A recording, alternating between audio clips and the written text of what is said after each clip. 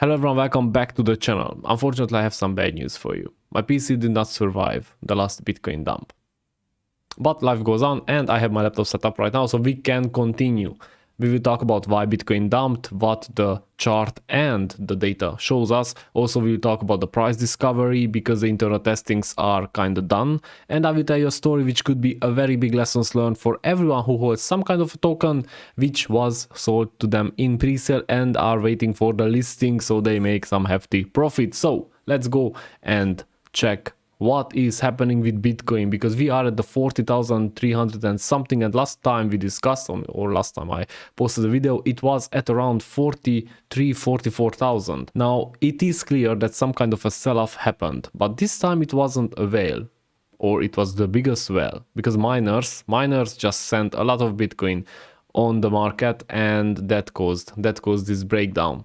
Now, usually, as I said, the start of a bear market is when miners start to sell off, and that is happening. I'm not trying to say that yes, we are in a bear market and we will go down or we will go lower, but this was kinda scary, and it also was a combination of couple of things, because the dump was not only because the miners sold, also a lot of over leveraged assets triggered this kind of dump, and more than $300 million liquidated. Now this is when I say that don't trade with leverage or with a too high leverage, because you can get burned.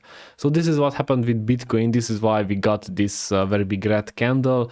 I really don't like to see it. It seems that the 40,000 is holding right now, but every dump also has a correction, which would mean that if Bitcoin doesn't get back into this triangle from which we broke out so beautifully here and attacked the 48,000, we will need to work on this again. And this should be a lesson for everyone again, to take profits if you are in profit. And I didn't take profit, by the way, because I don't want a profit of 10%. I'm waiting for the 2x, 3x, and I have time. So be careful what you trade and how you leverage, what money you use to leverage, because you can lose it very, very fast. Let's go forward and see what is happening on Elrond, because Benjamin said that multiple price discovery testing phases have been performed internally with the team, and they are pending fixes and confirmations, and tomorrow might be the day we begin the community battle of yields. Now today is tomorrow. I didn't see any tweet from him, so probably it will be tomorrow from today.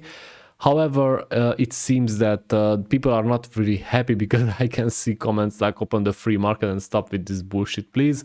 Obviously, they want to protect people from losing a lot of money, as they did with Holoride, but I also think this is kind of a natural selection, because if you don't have Ethereum and you want to make a 10x by buying and selling in this huge and aggressive price movements, well, yeah, you have 99% chance to lose your money. So as I said before, I'm going to stay away from the first pump and dump, and somebody commented that the pump and dump will not be possible because of the price discovery. Well, I disagree with that, because the price discovery, however nice it is, and the price will be defined, and that will be the listing price of the free trade.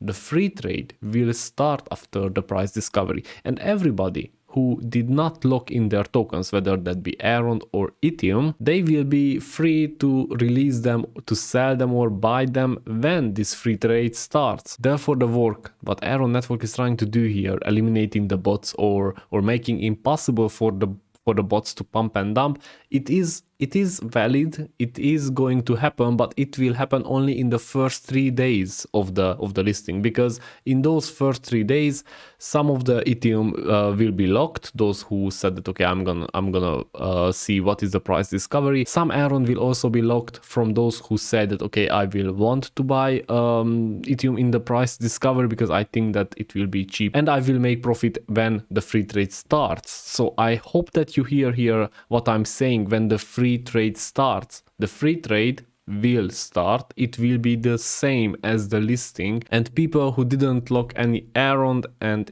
any Ethereum, they will have all the chances to pump it and dump it. So yeah, this is kind of delaying it.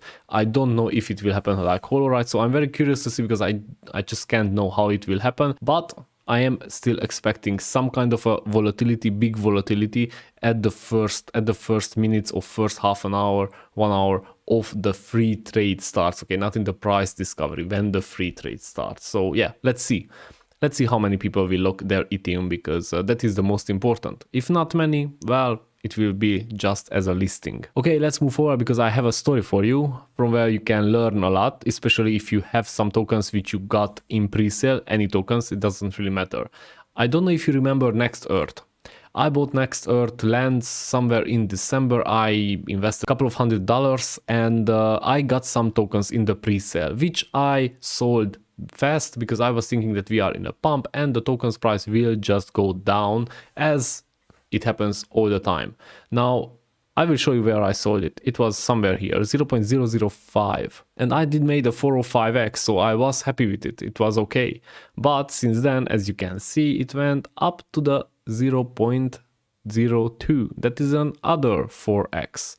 Now, obviously, I am a bit sour about that because I was a bit stupid, and not because I sold early, but because I sold all of it. Because I could have just waited a month or two just to see if the project gets traction, just to see if the alt season kicks in or something like that.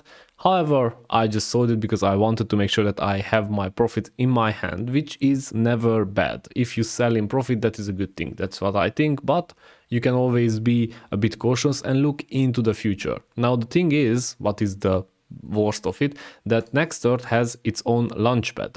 And I want to take part of it. I want to stake. In June, the staking starts, and obviously it will be just as on Elrond. If you have staked coins, then you will be able to participate on new projects. If I had my tokens, I could stake them. Now I have to buy them back. The problem is that my bag of tokens of NXTT will be smaller, much smaller than the ones which I had in the pre-sale.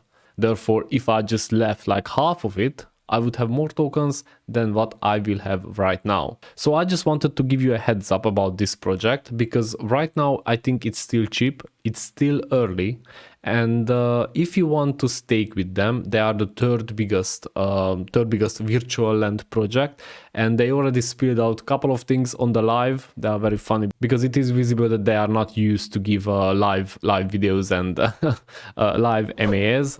However, they are going forward and they are developing with a quite fast pace. Therefore, I will put some coins staked with them, because I think that if more projects will come up, that will probably hold some opportunities for us.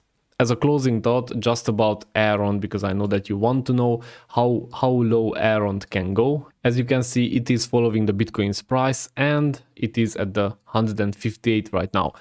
I was expecting it to go lower, to be honest. I was expecting it somewhere at the 130s, and I just want to show you here that Elrond is still not out of this upward trend line. We have a trend line here. This is a big trend.